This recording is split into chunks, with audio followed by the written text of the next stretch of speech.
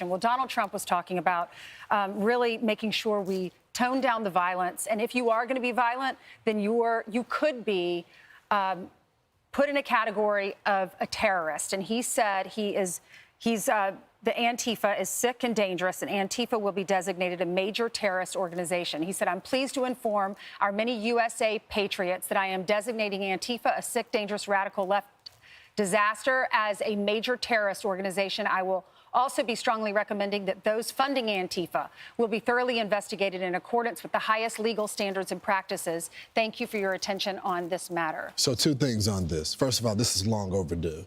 It's not just an ideology. If you remember the Summer of Love, that was many of those people were Antifa. And he talked about doing it then. That's exactly right. And now he's back in the presidency. He's making it happen. They're domestic terrorists. They set things on fire. They assault cops, and there was no consequences. The second thing about this that makes it so important, now that they're a domestic terrorist organization, now you can go after the people that are funding it, the RICO cases. And many people have said, George Soros, let's evaluate him and all his Open Society and all of these organizations that are funding these underground groups. When Christopher Wray came out and said Antifa is an ideology, it's not a group, we're about to find out if he's wrong or right. Because we don't really have a category for domestic terrorist organizations. Al-Qaeda comes here in our country. Right. They're a terrorist organization, but it's a foreign organization in our country. So this is new. Number 2, these pasty-faced kids that go into Starbucks and wreck the place in Seattle and Portland, I would like to see you sit these kids down. Usually a lot of them are overprivileged, and you sit there and go, who funded you? How much you getting paid? Who did it? And just build it like that. Who's the one who called you? How did you guys form? Why do you all wear black? And then you find out what's behind it. And I think it's going to go to a certain funding. These guys aren't rioting for free. Mm-hmm. They're all getting paid. That's why it's important. Well, real quickly before we move on, to your point, you're right, Brian, that we don't have the domestic terrorism in that sense. But the past administration, they were looking at mom groups. I know. They were talking about, by the way, we got new revelations about them targeting Turning Point, FBI, going after them. Pro-life groups, they were labeling them as domestic terror. By the way, there was no evidence of this happening. White supremacist groups that they were claiming in the military and all that as domestic terrorism. They did investigation, didn't find anything on it. These people actually set things on fire. Well, right? Antifa is short for anti-fascist, and it's a violent group. They're in the shadows. They wear these masks, and then they go in and they spark violent riots. So meanwhile, President Trump announcing plans to designate Antifa as a terrorist organization, saying this, quote, I am pleased to inform our many USA patriots that I'm designating Antifa as a sick, dangerous, radical left disaster as a major terrorist organization. I will also be strongly recommending that those funding Antifa be thoroughly investigated in accordance with the highest legal standards and practices. Fox News contributor Ben Dominich joins us now.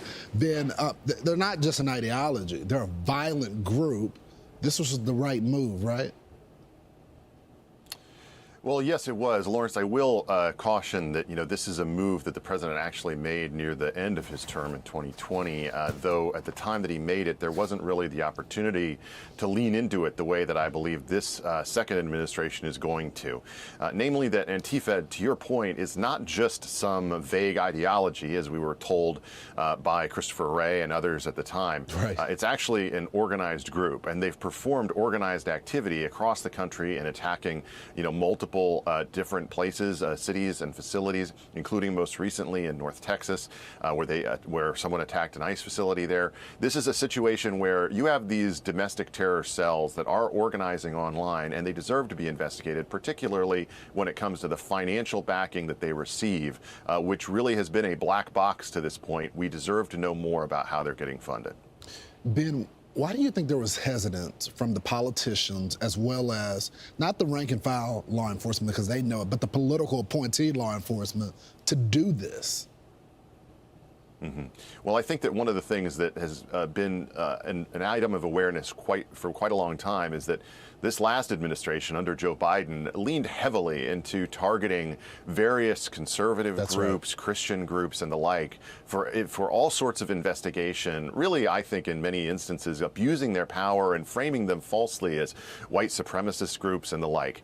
And I think that this administration is basically saying, look, you took your eye off the ball. Those groups were never a threat to the American people. people. They never represented an actual violent threat, and instead you persecuted them. We're now going to use the full force of the law to go after the people who really do represent violent threats across the country. And I think this is part of a stepped-up attitude. And frankly, if Democrats want to defend Antifa and go down that road, as I saw David Axelrod and others suggesting this was going to, be some kind of political witch hunt, incredible. I think that, more power to them. I think it's absolutely detestable. And the truth is that anyone who wants law, order, and a non-chaotic streets in our cities across the country should be in favor of knowing more about what Antifa is doing before they do it. Yeah, they had no problem arresting the praying grandma in the Capitol, but the people that are setting buildings on fire. Let's not go too far. Ben Dominus, thanks so much for joining.